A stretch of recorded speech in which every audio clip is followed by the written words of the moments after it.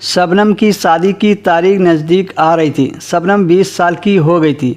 बाकी लड़कियों की तरह वह भी शादी को लेकर बहुत खुश थी। उसका रिश्ता उसके चाचा ने करवाया था। लड़का अमीर परिवार से था। वह सरकारी बैंक में मैनेजर था, इसलिए उसके घर के सारे लोग बहुत खुश थे। शादी से पहले ही उन दोनों ने फ़ोन पर बातें करनी शुरू कर दी थी। उसका नाम किशन था। शबनम को किशन के साथ बात करने में बहुत मज़ा आता था, इसलिए वह रात रात भर किशन से बातें करती रहती थी। लेकिन एक दिन किशन ने शबनम से कहा कि शादी की पहली रात को ना तो हम दोनों एक दूसरे को देख सकते हैं और ना ही बातें कर सकते हैं, क्योंकि एक रिवाज है जो हमारे घर में चलता है और यह रिवाज बहुत समय से चलता आ रहा है।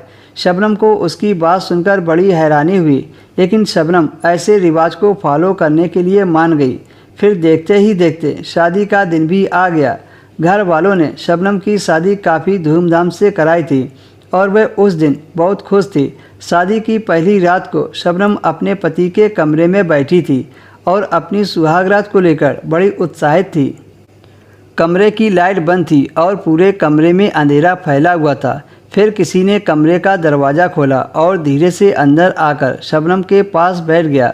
इससे पहले शबनम अपने पति से एक बार भी नहीं मिली थी। बस लड़का लड़की दिखाई के समय उन्होंने एक दूसरे को देखा था और यहाँ तक कि आमने सामने से एक दूसरे ने बात तक नहीं की थी। बस उन दोनों की फ़ोन पर ही बात हुई थी और शबनम तो किशन की सिर्फ आवाज़ ही पहचानती थी। फिर उसने शबनम का हाथ पकड़ा और बिना कुछ बोले उसके हाथ को छूने लगा। उसके बाद उसने शबनम को लिटा दिया और उसके ऊपर आकर उसके होंठों को चूमना शुरू कर दिया।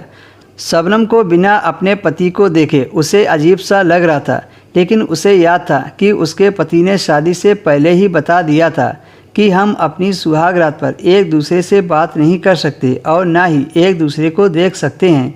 इसलिए शबनम ने बिना कुछ बोले चुपचाप उसे यह सब करने दिया।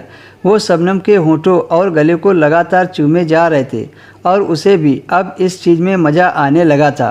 फिर वो उसके ऊपर से उठा और कपड़े उतारने लगा। उसने अपने हाथों से इशारे से शबनम को भी कपड़े उतारने को बोला। तब शबनम ने भी अपने कपड़े उतार दिए और वो फिर से शबनम के ऊपर लेट गया और शबनम की गर्मी को महसूस कर रही थी। फिर उसने शबनम की छाती को चाटना शुरू किया। उसकी दिल की धड़कन तेज हो गई, क्योंकि शबनम ने आज तक कभी किसी के साथ ऐसा नहीं किया था। कि तभी उसने शबनम को पकड़कर नीचे से